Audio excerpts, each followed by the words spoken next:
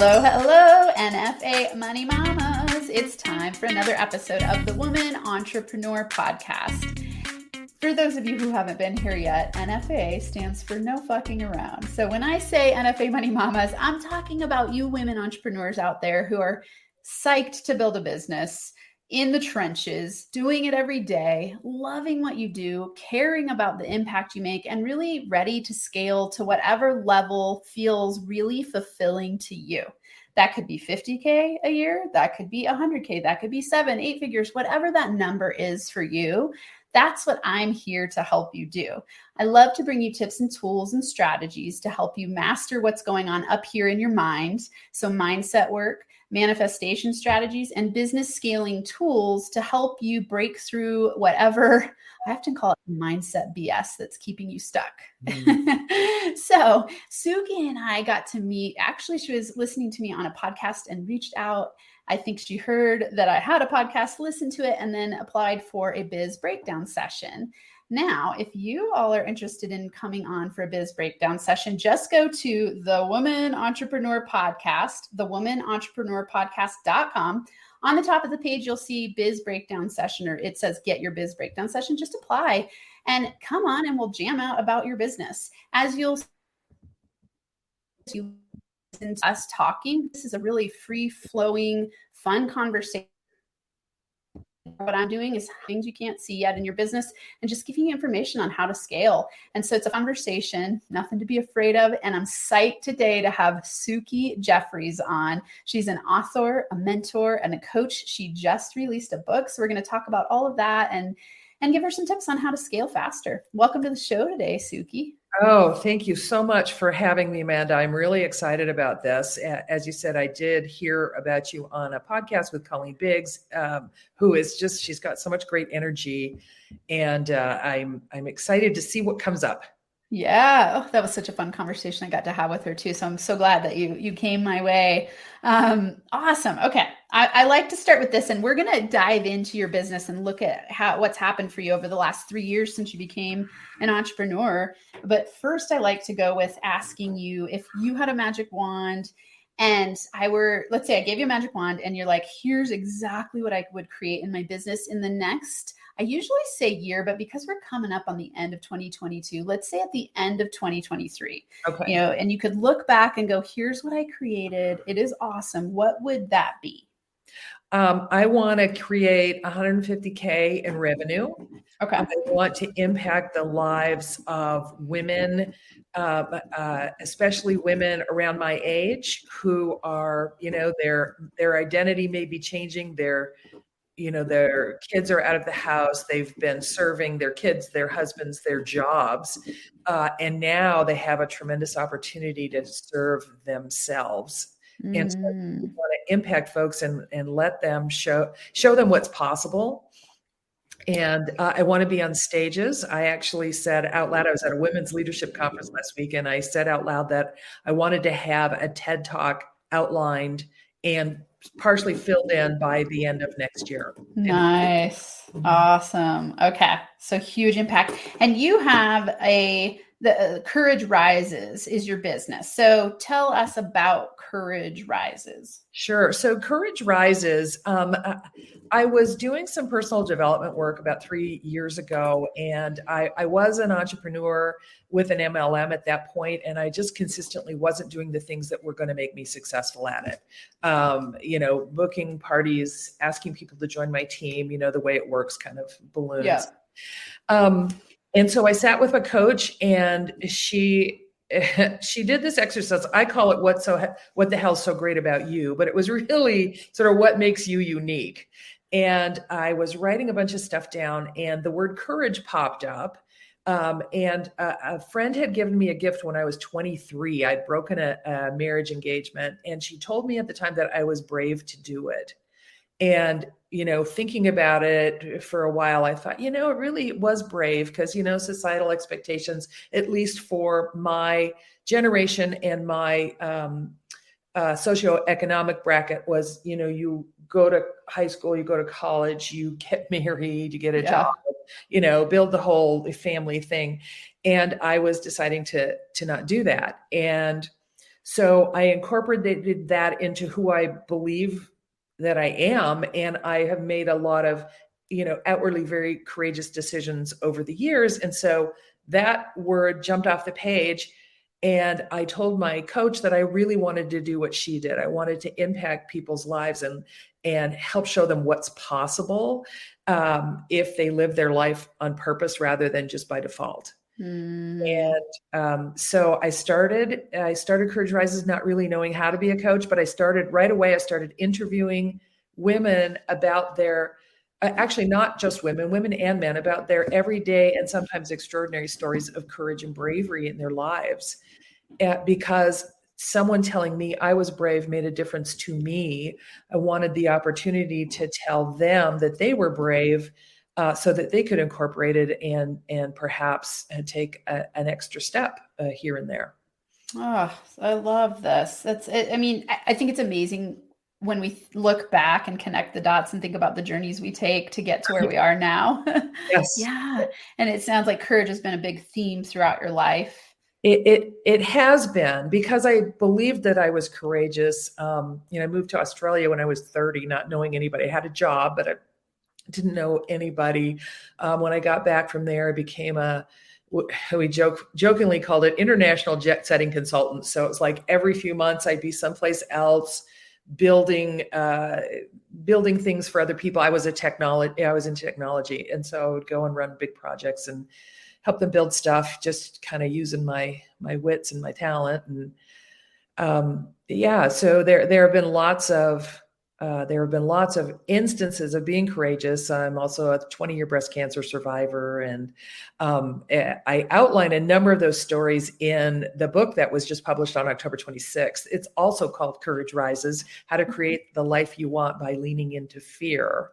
Wonderful. Yeah. So. And people can find that on Amazon? Amazon. Yep. Okay. Courage Rises by Suki Jeffreys on Amazon, everyone. Check it out. It sounds incredible. Okay. This is amazing. So tell me, when you took the leap into building this current business, that was 3 years ago? Yes. I started the business on July 10th, 3 years ago. What was that? 2019? Okay.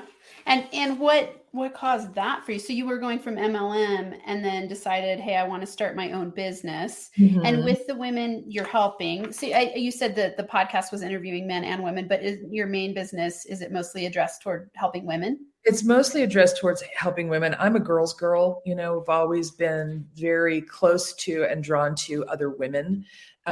In the way that we can support each other. So that is my niche, although, the concepts are the same, whether it's men and women. And I actually, started that interview series quite a long time ago, but I've started a new one, a live cast called Defying Expectations Over 60. Okay. Yeah. So you're really targeting women over 60. You're talking about that stage of life where it's like no more kids, empty nester, kind of like a very powerful transitional moment. It is. And as I said before, it's just an amazing opportunity to redefine from who you have been to who you want to be, if you're there already. Absolutely. I think something that's amazing is that with longer life expectancy, I think we used to kind of go, oh, like when the kids leave, life is kind of over. I'm going to retire soon. And now we live so long. It's so much longer usually. And there's so much life left. I figure I've got 2 or 3 decades left. Yeah, absolutely. I had a 37-year technology career, and I was a serial entrepreneur sort of in between and alongside. But, 2 or 3 decades, man, that's a lot of impact. Yeah. I mean, I think back, I was married for 15 years and then left my marriage having an affair and then started a whole new life. And I learned so much in that process.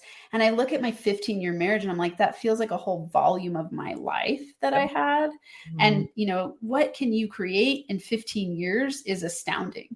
It is astounding what you can create in 5 years, 10 years. Yeah. Even a year sometimes, right? Yeah, that's incredible. Okay. So I hear you saying, so 150K in revenue, impact the lives of women. And that's women who are going through those identity changes. And then also being on the TED Talk stage.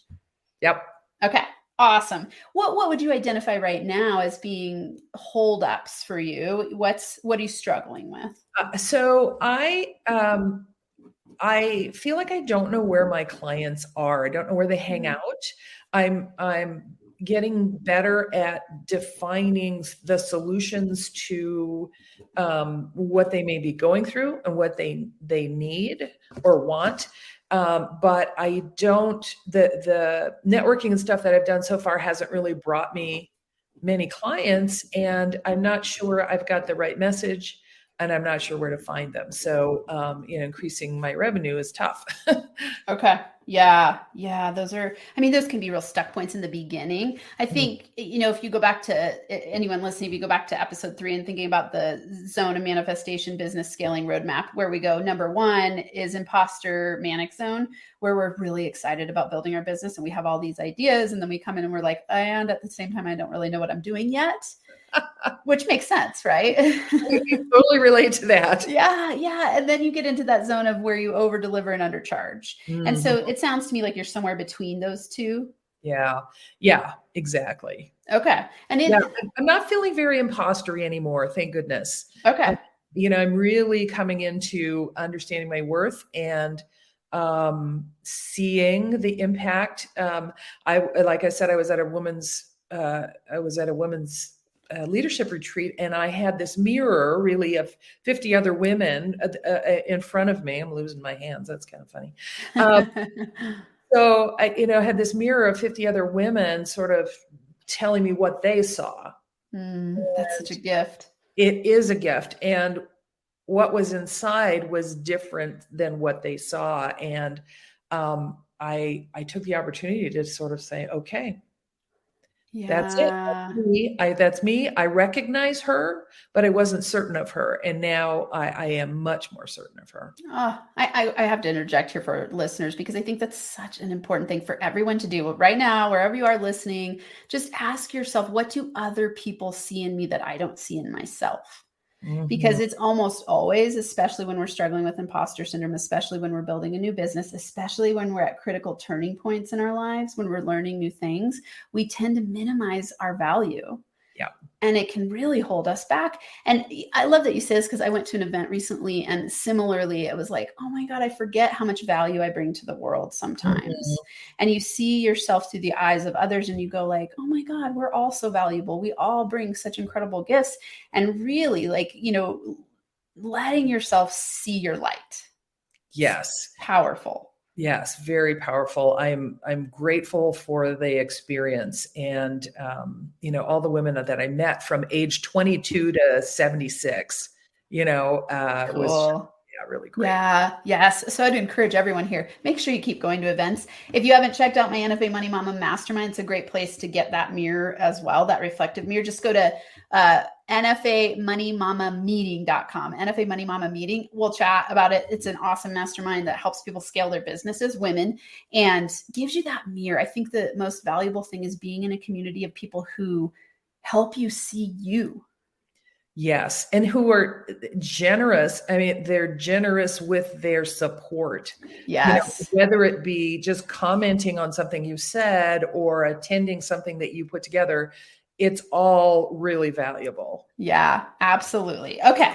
So this is a good segue for you, for your business. When you say impact the lives of women, what do you love to do with the women you work with so far? Because, are you thinking of monetizing through podcast? Is it through coaching, masterminds, courses?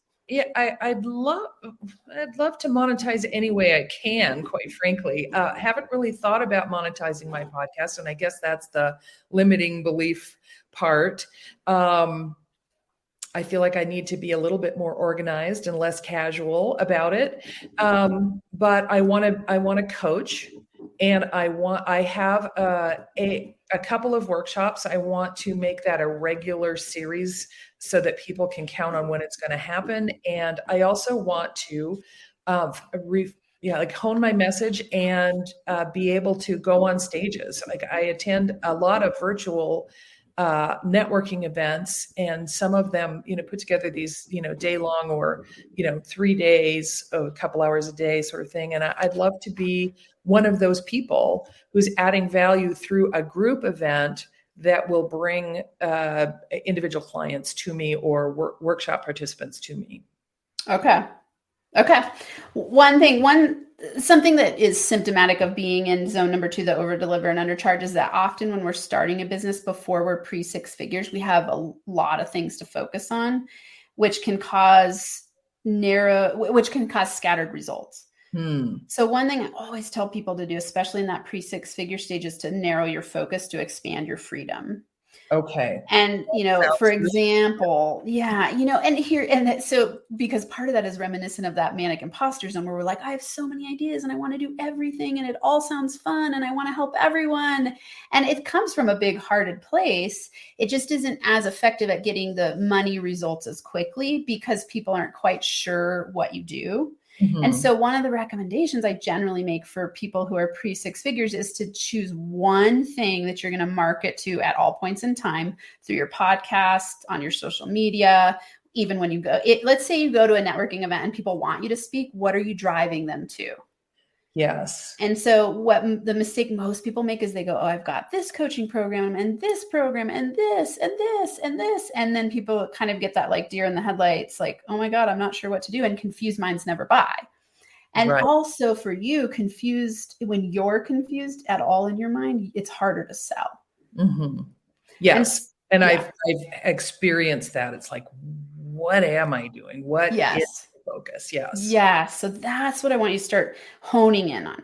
To me, it sounds like you're pretty darn clear on your avatar in terms of, it's women, it's women who are, what age would you say? What's the age range? So I usually say at or nearing retirement age. So I'd say 50 to 75. Perfect. Okay. That's a great range because those women are going to be in a category that are in the similar experience.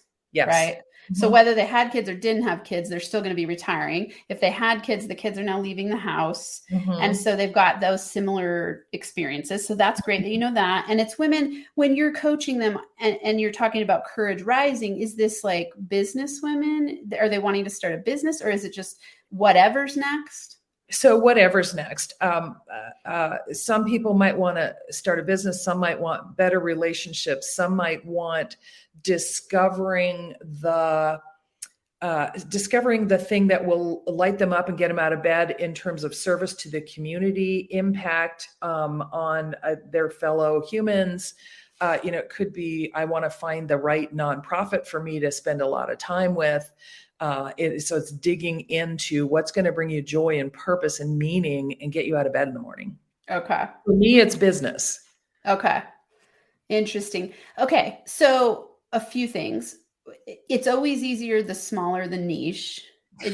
Just thinking of that in terms of marketing, it could, I'm thinking about, you just wrote a book and published it, mm-hmm. like helping people who want to write a book and publish it could be a powerful way to find people. Right. Mm-hmm. So you always want to go with what you know first. Mm-hmm. And what you've done first, because that's easier to broadcast to other people. Hey, I'm an expert in this. Let me help you do it. Yes. Right. And I think most people are afraid to niche down because they think they're going to miss out. It's that FOMO piece. Yes. Yeah.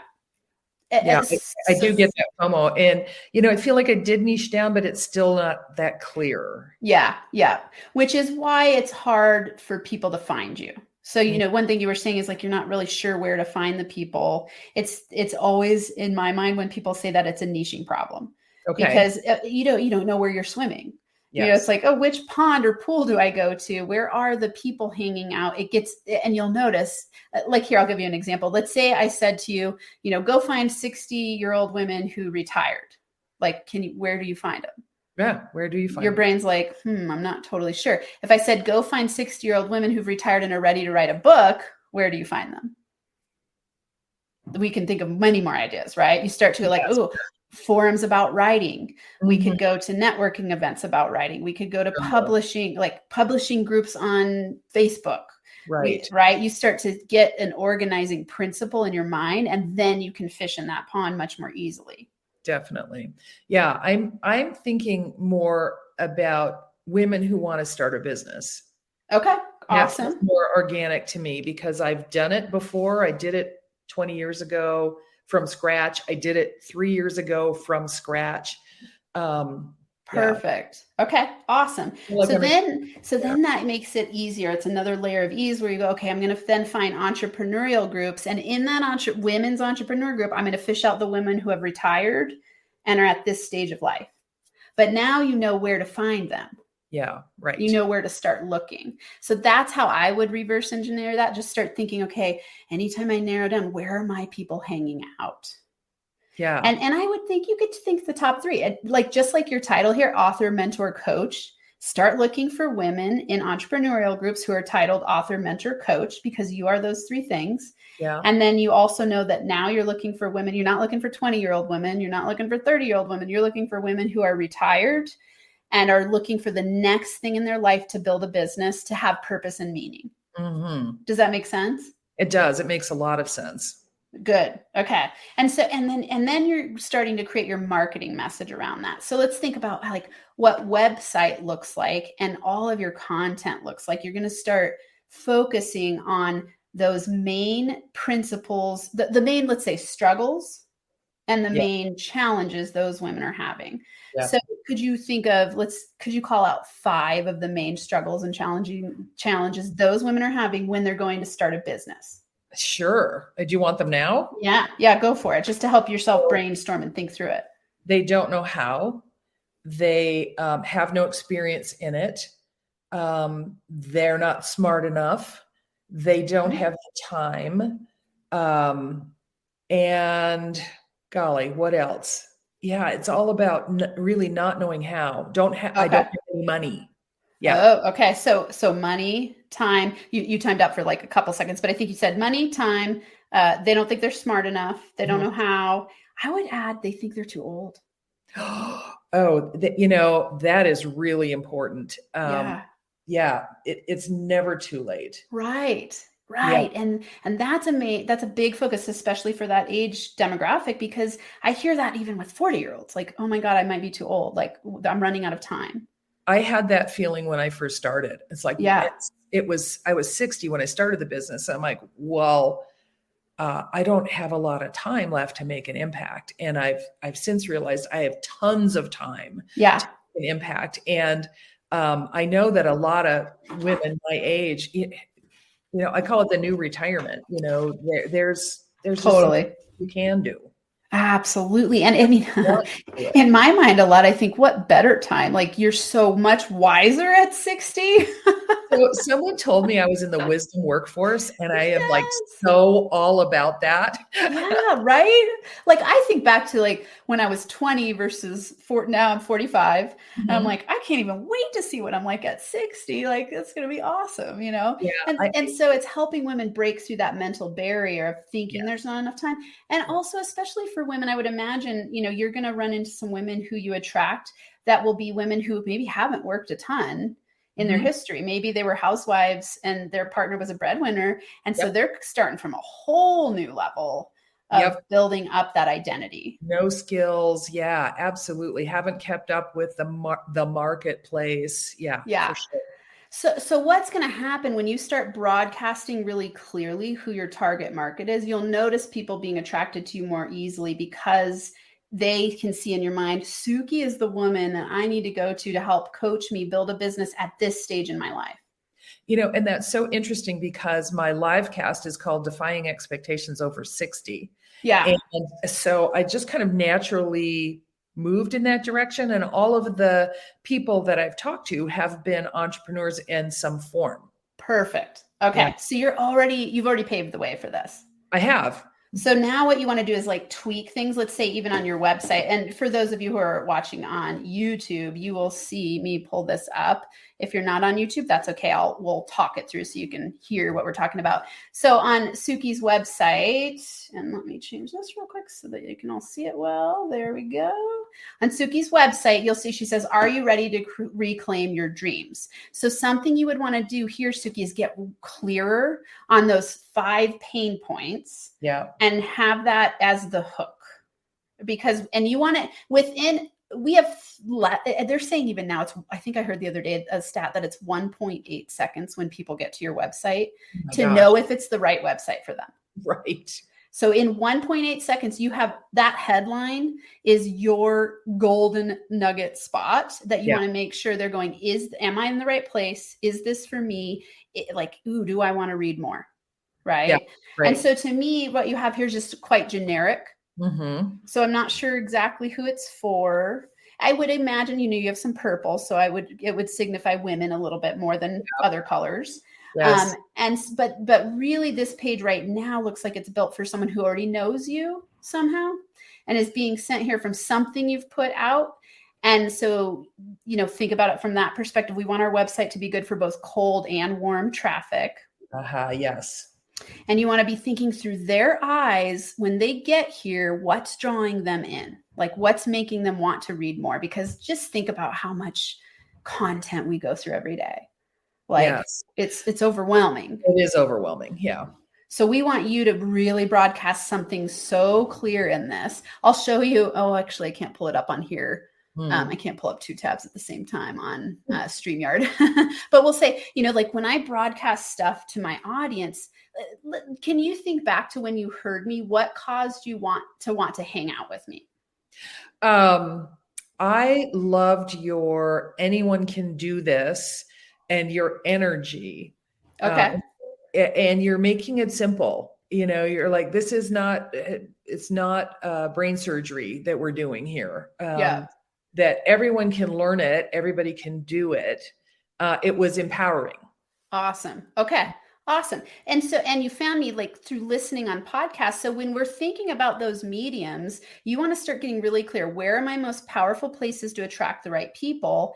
And here's an example. Like if it's Courage Rises, we want to make sure that every time you release an episode, you're speaking to your audience by stating it clearly. Like you heard me at the beginning of this one, I said hey, NFA Money Mamas, you're an NFA Money Mama if blank, blank, blank, blank. Right. Okay, so I'm helping people identify that they're in the right place. Yep. And so you just want to start broadcasting that in your content. What's your favorite platform on social media, would you say?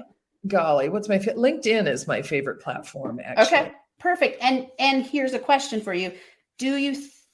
Would LinkedIn be the place that your people hang out? People who are about to retire will be hanging out there. Okay. I think there probably are more people of my age group on Facebook. Okay. So that's one thing to consider. And I want everyone here listening to think of that. We want to be both thinking about where do we love to hang out on social media because you're going to enjoy that platform the most and enjoy releasing content. We also want to be thinking, is that platform the one that's going to be where my people hang out? Yeah. Especially because in that beginning stage, when we're talking about moving from zone 1, 2, 3 to get into 4, we want to create a powerful expert platform. And I generally recommend find one and then one media outlet, like a podcast. So you've already got that going, which you're way ahead of the game. Right. So then what you do is you take those episodes and you take clips from it, you take quotes from it, you take content from it, and you post it on the social media platform and start to really talk to your people. Right. And reuse my content. Yeah. Yeah. And so to me, it sounds like you're absolutely on the right track. It's just narrowing down your niche and then creating, I would say, to start with, ideally one program that you're bringing them into. Right. And I do have one program. It's called Behavioral Essentials Mastermind. And it's about innate behaviors. I'm a certified behavioral superpowers coach. And it's about productivity. It's how to get it done. Okay. And in that we talk about fears and what's holding you back and that sort of thing. Okay. And is that the program that would be the most powerful results for the group the audience that we're talking about today? I think so. My thinking on that is yes, because they want to know how to get to where they want to be. They don't know that they don't necessarily know that it's about how you're being and the things that are holding you back and the fears that are keeping you from it. So I'm thinking somebody wants to have more joy in their life, more purpose in their life, a business, whatever, and they don't know how. So here's some productivity, and I could rename it. Yeah. Yeah, I'm Uh, thinking that could be a good move for you to have it be broadcasting more clearly. And then I don't know how this would be for you. You said it's a mastermind? It's a mastermind. So it's a group coaching program Okay. and it's 12 weeks long or 13 weeks long. Okay. And do you feel you're charging enough for it? I haven't been, but I Okay. feel like I can for sure. Okay. Okay. Awesome. Good. Okay. So one thing that could be really great is instead of revamping the whole thing, just adding to it. So you could have that behavioral piece and then add the layer of now fundamentals to build your business. Because if you want to attract women entrepreneurs, I would definitely have something in there about how to build the business. And what you're doing is breaking down their mental barriers and getting them in the right. I can't remember. You said, what was the name of it again?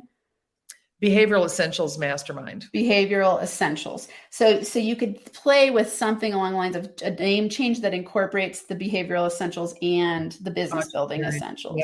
Yeah. And then you could even charge more for it. And this is the fun thing. Like I teach people, you don't have to, it's not like you deconstruct everything you've already done. It can just be adding, it can be piecing it together differently, repackaging what you already have, and always be thinking fastest, easiest path to cash.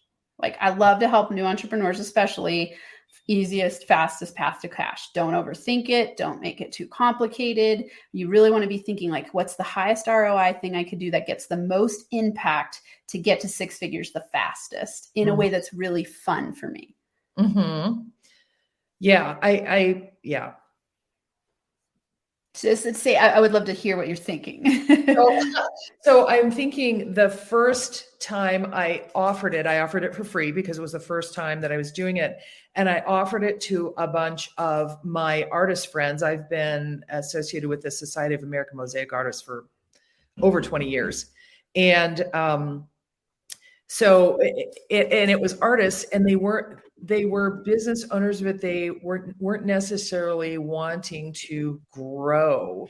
They wanted to find more creativity. They wanted to really get in touch. So I want to offer it to people who are really interested in starting a business rather than I want to get more in touch with my art. I want to spend more time with it, that kind of thing. Perfect. Okay. So good. That's such good clarification to start to notice where are the people hanging out that I would want to walk through this program, and what are they going to need to get the results that will have me making the impact and then attracting more people. Yeah.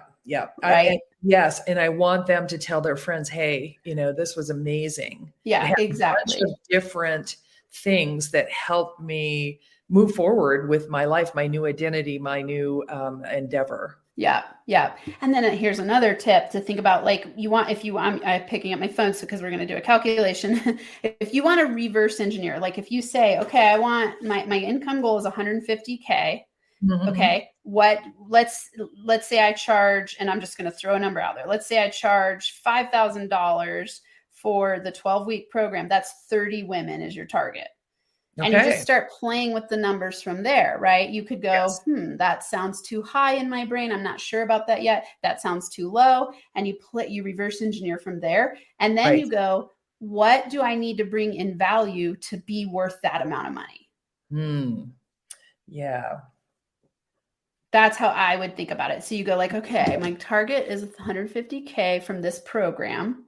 Yeah. And okay, what then do I need to charge? And if I'm going to charge that amount, what's the value that I need to bring to the table for them to pay that amount? And then start thinking about that and going, okay, in my podcast episodes, how do I start planting the seeds for that? Yes. And I would say, like, really think about your homepage on your website being like a sales page. Like, think about building.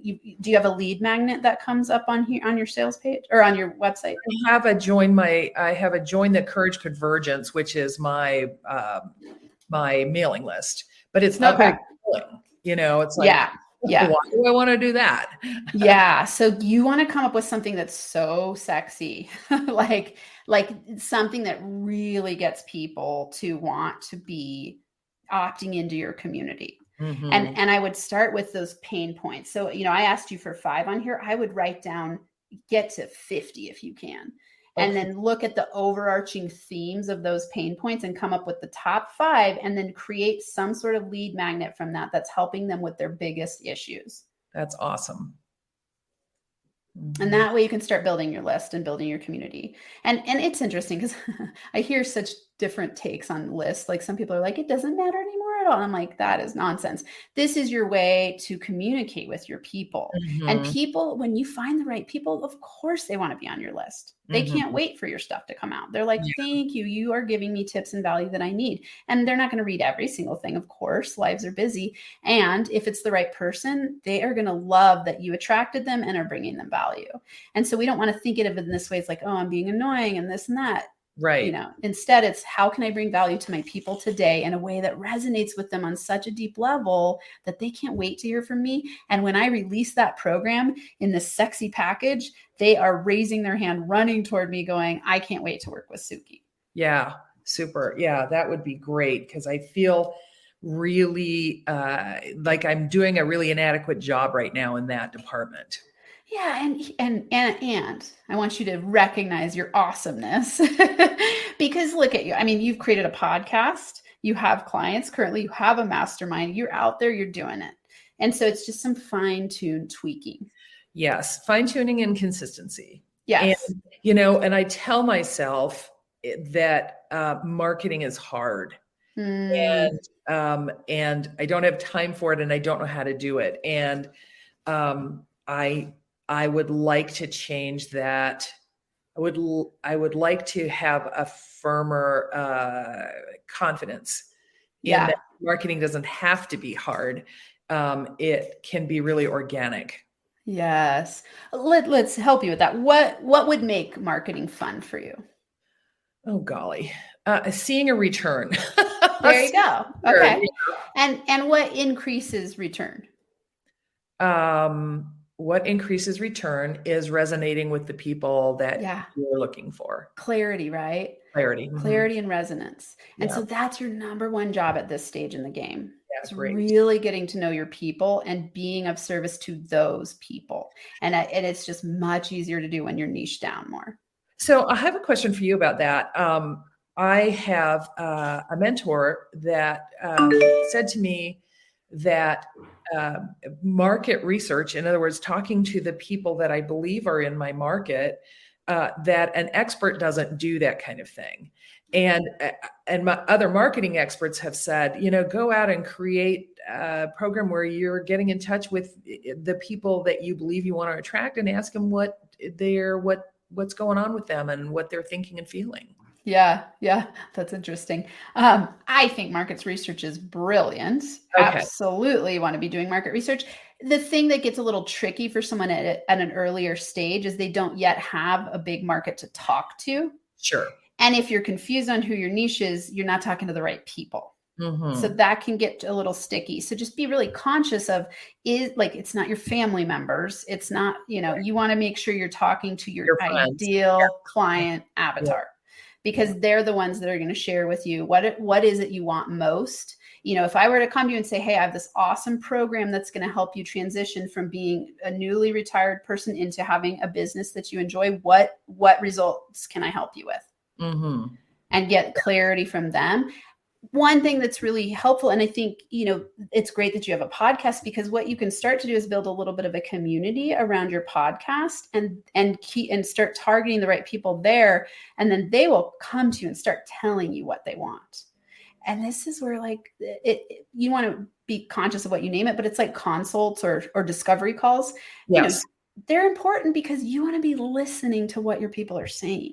Yes. And, I have something called a discovery call, and I think I will call it. I think I'll change it to consultation, free consultation. I think it's so funny in our industry. So people get really weird about names and they make it all complicated and want to make everything sound so challenging. To me, it's like, hey, if you want to work with me, of course, you're going to want a consultation. Like, are we a good fit? I don't need to have it be a big secretive thing. It's like, I want to know, can I help you? I want to know what your problems are. And I want you to know, do I jive with Dr. Amanda? Because if you don't, why would we bother working together? Right. For You sure. know, and I think women at your age, especially, like, you don't need a whole bunch of sexy names. Just make it clear. So Yes. even your mastermind, like, make it clear the result they're getting. It doesn't need to be an outlandish name. I learned this along the way. I used to come up with all these like fun marketing names and no one knew what I was talking about. I thought they would know. So But do they, you. right? Like, but they didn't know. It's just like, make it simple. Like the Woman Entrepreneur podcast. You know exactly if you're in the right place. You do. Right. And then when you get there, if you don't like my style, you leave. If you like my style, you stay. Yes. We're not for everybody. Exactly. And you don't want to be. No. So just get clear on those names. And I think it's absolutely okay to say, you know, to reach out to a community. If you already have one that you think would be a good target market, you could reach out and say, hey, I'm doing 5 consultations. And even this first one, you could say, I want to talk to 5 women and I just want to understand where you're coming from and your pain points. There is zero obligation. This is just market research for me. Does this sound interesting?